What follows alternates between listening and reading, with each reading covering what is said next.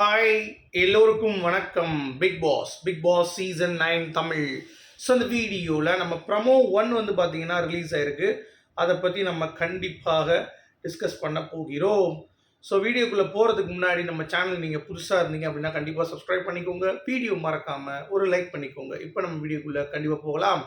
So big பாஸில் promo 1 வந்து பார்த்தீங்கன்னா நைட் நடக்கக்கூடிய ஒரு டாஸ்க்கு. ஸோ சின்ன டாஸ்க் மாதிரி தான் வைக்கிறாங்க. ஸோ எனக்கு தெரிஞ்சு அது லைட்லாம் வந்து ஆஃப் ஆன பிறகு தான் நடக்குது அப்படிங்கிறது பார்க்க முடியுது. ஸோ அந்த பட்சத்தில் என்ன பண்ணுறாங்க அப்படின்னு சொல்லி பார்த்தீங்கன்னா, நீங்கள் என் லிஸ்ட்லேயே இல்லை, நீங்கள் ஏன் காம்படிஷன் அப்படின்ற மாதிரி 2 நிகழ்வுகள் வந்து பார்த்தீங்கன்னா ஷேர் பண்ணுறாங்க. ஓகே, ஸோ காம்படிஷன் ஒன்று, லிஸ்ட்லேயே இல்லைன்னு ஒன்று. ஸோ எடுத்தோடனே நம்ம விஜே பார்வதி வந்து, டேய் நீ என்னுடைய ஆம்பளை வெர்ஷன்ரா அப்படின்ற மாதிரி எஃப்ஜே வந்து சொல்கிறாங்க. நான் பார்த்து ஷாக் ஆகிட்டேன். டேய் என்னடா இதை பற்றி சொல்லிட்டு இருக்கீங்க அப்படின்ற மாதிரி. ஓகே, ஸோ பார்வதி ஒரு போடுறாங்க. அடுத்து வந்து லிஸ்ட்லேயே இல்லை அப்படின்ற மாதிரி வந்து சொல்லும் பொழுது தியானா வந்து ரம்யாலாம் என் லிஸ்ட்லேயே இல்லை அப்படின்றாங்க. சுபிக்ஷா வந்து ரம்யாலாம் ஒரு ஆளே கிடையாது, அவெல்லாம் என்னத்தை பண்ணி கிழிச்சா அப்படின்ற மாதிரி அவங்க ஒன்று. திருப்பி ரம்யா சும்மா இருப்பாளா? வந்துட்டு என்ன சொல்லுவா, ஏய் தியானா நீ என்ன அண்ணன், எனக்கு நீலாம் ஒரு ஆளே கிடையாது அப்படின்ற மாதிரி அவங்க சொல்ல. அப்புறம் சாண்ட்ராவும் கனியும் மாற்றி மாற்றி வந்து பார்த்தீங்கன்னா அவங்களுடைய பாயிண்ட் ஆஃப் வியூவில் பேசிக்கிறாங்க. அதாவது நீங்கள் லிஸ்ட்டில் இல்லை கனி, சும்மா வந்துக்கிட்டு எப்போ பார்த்தாலும் நீங்கள் லிஸ்ட்டில் இருக்கிற அதெல்லாம் கிடையாது அப்படின்ற மாதிரி. அதாவது சாண்ட்ராக்கு கனி வந்து ஒரு கேள்வி கேட்டவுடனே அரண்டு போயிடுச்சு பூதம். உள்ளே இருந்து வெளியே வந்துட்டு பார்த்தீங்கன்னா, ஐயோ நம்மளை என்னடா எந்த போர்டு போடுறா அப்படின்ற மாதிரி வந்து பார்த்தீங்கன்னா ஒரே ஓட்டமாக திண்டுக்கல் பக்கம் தூத்துக்குடி பக்கம் ஓடினது தான் நம்ம சாண்ட்ரா. ஏன்னா பாயிண்ட்டாக கேட்டாங்க, நீங்கள் 2 பேரும் தானே இருந்தோம், அப்போல்லாம் கேட்கல, திடீர்னு வந்துட்டு வந்து பார்த்தீங்கன்னா விஜய் சேதுகிட்ட போட்டு விட்றீங்க, நீங்கள் தானே பண்ணீங்க, அப்போ நீங்கள் ஏதாவது முடிவு எடுக்க வேண்டியதானே, அப்போ சும்மா இருந்துக்கிட்டு இப்போ என்ன நீங்கள் தானே பாரதி தோக்கணும்னு நினச்சிங்க அப்படின்ற மாதிரி நான் தான் அப்படியே கேட்டுருப்பேன்மா. நான் சபரிக்காக விளாண்டேன், நீ விஜய் பாரதி தோக்கணும் விளையாடலையா, இப்படிலாம் பேசுனீங்க அப்படின்ற மாதிரி சாண்ட்ரா பார்த்தீங்கன்னா அப்படியே மண்டையை சொல்லிட்டு போயிட்டாங்க. ஐயோ என்ன விட்டுருங்க அப்படின்ற மாதிரி திண்டுக்கல் பக்கம் தூத்துக்குடி பக்கம் போயிடுச்சு. இதெல்லாம் வந்து செட் ஆகுமா? அதுவும் நேற்று ஒரு ரியாக்ஷன் கொடுத்துச்சு பாருங்க விஜய் சேதுபதி கிட்ட. விஜய் சேதுபதி கேட்குறாரு, எனக்குலாம் எமோஷனில் வெளியே காட்டுற மாதிரி ஒரு ஃபேஸ் வச்சு பேசுகிறார் அப்படின்ட்டு. அப்படியா, அதேமாம்மா எனக்கு தெரிலம்மா அப்படிம்பார் ஒன்றே. அப்படின்னா நமக்கே வந்து ஹாராவை அப்படின்ற மாதிரி இருக்கும். அது இல்லாமல் செம நடிப்புங்க, அந்த மாதிரி நடிப்புலாம் நடிப்பு இல்லையா தெரியுங்களா உங்களுக்கு? நேற்று கனி வந்து கேட்டோடனே உண்மையாக கேட்குது, என்ன பண்ணுறாங்கன்னு நீ சொல்லிட்டு போயிடலாம், அதை விட்டு நான் அப்படியே சொன்னேன், நான் கரெக்டு தானே இருந்தேன் அப்படின்னு சொல்லிட்டு ஒரே ஓட்டம்.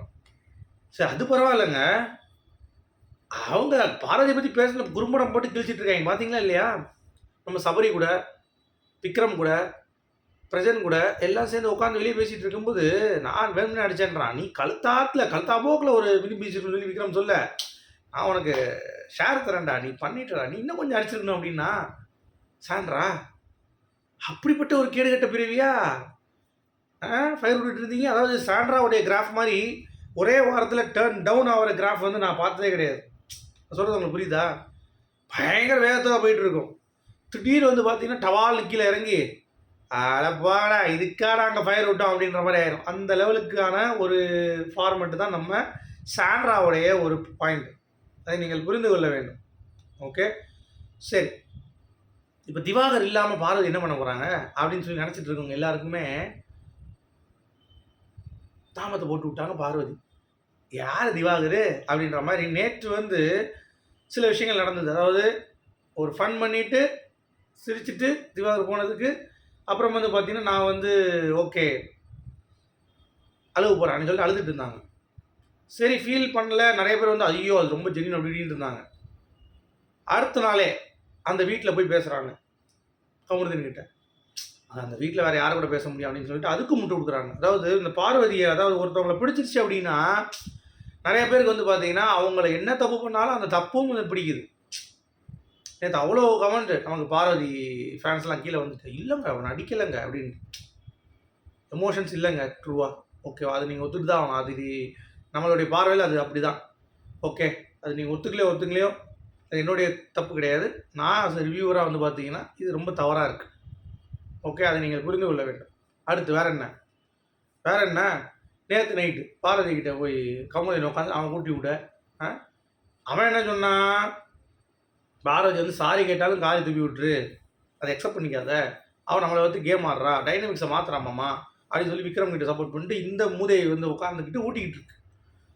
சரி அந்த மூதேவியாச்சும் ஏதாவது இருக்கும் பாருங்க, அந்த மூதேவி என்ன சொல்லிச்சு, அங்கேருந்து வந்து பார்த்தீங்கன்னா கேமரா முன்னாடி போய் துப்பு வச்சு துப்பிட்டு அந்த மாதிரி நான் அவங்ககிட்ட போனேன்னா என்ன கேளு, எனக்குன்னு ஒரு இது இருக்குமா, என்னெல்லாம் இப்படி போட்டு அடித்து பஞ்சராங்கன்னா நான்லாம் வந்து பார்த்தீங்கன்னா முடிஞ்சு போச்சு, என்னை வந்து முடிச்சு விட்ருவாங்க அப்படின்ற மாதிரி சொல்லி தும்சம் பண்ணி விட்டாங்க. எப்படி தும்சம் பண்ணி விட்டாங்க, கரெக்டு தானே? உங்களை நம்பி பயிர் விட்டுட்டு வெளியே நிலமை தான் வந்து கேவலமாக இருக்குது. அதாவது அங்கே நீங்கள் பேசுகிறது தப்பு கிடையாது, திருப்பியும் வந்து பார்த்தீங்கன்னா நான் வந்து கோர்ட்டை அழிச்சு விளாட போகிறேன், கோர்ட்டை திருப்பி நான் போட்டு நம்ம 2 பேர் விளாட்லாம் அப்படின்ற மாதிரி போகிறதுக்கு என்ன. அதே மாதிரி திவாகருடைய எவிக்ஷனை கரெக்டாக கணிச்சாங்க பார்வதி, அந்த விஷயத்தில் நம்ம வந்து கதையை பாராட்டணும். பார்த்தீங்களா அது? அதாவது ரொம்ப ஓவராக அந்த அண்ணன் வந்து அக்செப்ட் பண்ணாமல் நசன்னு பேசிகிட்டு இருக்காரு. இந்த பார்வதி ஒரு சில நேரம் வந்து பார்த்தீங்கன்னா இதுதான் இப்படி அப்படிங்கிறப்ப ஓகேன்னு சொல்லிட்டு போயிடுவாங்க. ஆனால் இவர் வந்து பார்த்தீங்கன்னா இவர் சொல்கிறது தான் கரெக்டுன்னு சொல்லி ஒரு கேம் ஆடிட்டு இருப்பார், ஞாபகம் இருக்கா அவங்களுக்கு? அதனால தான் இவரை வந்து எடுத்திருப்பாங்க. பிகாஸ் அது வந்து எல்லாருடைய கருத்துக்களையும் வைக்க முடியாது, இவருடைய கருத்து மேலோங்கி நின்று இருக்கும் அப்படின்ற மாதிரி கரெக்டாக சொன்னாங்க. சரியா? இது ஒன்று நடந்துச்சு நேற்று இரவு. நான் மிஸ் பண்ணிட்டேன் நேற்று லைவ் வீடியோவில், அதனால தான் அதை பேசுகிறேன். ஓகேவா? அதனால் பார்வதி வந்து ரொம்ப காஷியஸ் தான். ஸோ இப்போ பார்வதி கம்முவோட கேம் காலி பண்ணுறாங்களா, கம்மு வந்து பார்வதியோட கேம் காலி பண்ணுறாங்களாங்கிறது தான் நம்ம வந்து பார்க்கணும். அது மட்டும் இல்லை, இன்னொன்று தெரியுமா, அரோரா வேற கம்மு ஒரு டியூன் பண்ணி வச்சிருக்கு. இந்த மாதிரி நீ அவ பக்கம் போகாத, பார்வதி பக்கம், இவங்க பக்கம் போகாத, கனிக்காங்க பக்கமும், நீ இண்டிவிஜுவலாக சுயமாக அவனுக்கு சிந்திக்க தெரியாது, 2 பேர் தானே, ஏன் ஆடுறா தனியாக ஆடுறா அப்படின்ற மாதிரி வந்து பார்த்தீங்கன்னா அந்த பொண்ணு ஓகே. பட் அது தடவிட்டே சொல்கிற மூதேவி, தடவிட்டே சொல்கிற, அதுதான் கொஞ்சம் இடிச்சிச்சு. மற்றபடி நீங்கள் பாயிண்ட் பேசுகிறதெல்லாம் கரெக்டு தான், பட் தயவு செஞ்சு தடவிட்டு பேசாதீங்க, அது ஒரு மாதிரி இருக்குது பார்க்குறது. ஓகே, ஸோ இப்போ நம்ம ப்ரொமோ ரியாக்ஷன்ஸ்க்கு கண்டிப்பாக போகலாம். மற்றபடி வேறு என்ன நடந்துச்சு? நைட்டு விதிகளை மீறுகிறார்கள், இது எவ்வளோ தடவை சொன்னாலும் இவங்க கேட்க மாட்டாங்க போல். விதிகளை மீறுவது அப்படிங்கிறது வந்து சாதாரண விஷயமாயிடுச்சு இந்த சீசனில். நாமினேஷன் பற்றி பேசுகிறது, டிஸ்கஸ் பண்ணுறது, இந்த மாதிரியான நிகழ்வுகள் வந்து நடந்துகிட்டே இருக்குது. அது வந்து விஜய் சேதுபதி கேட்காத வரைக்கும் ஒன்றும் பண்ண முடியாது, அவங்க பண்ணிட்டு தான் இருப்பாங்க.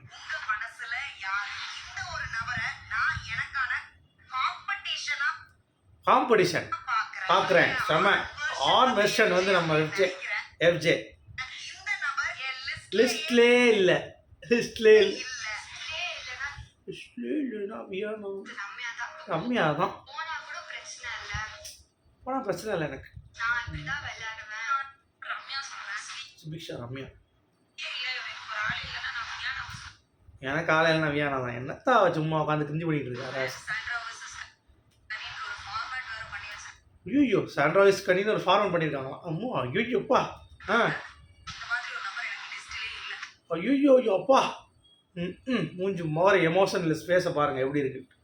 உங்களுடைய கருத்துக்கள் சொல்லுங்கள்.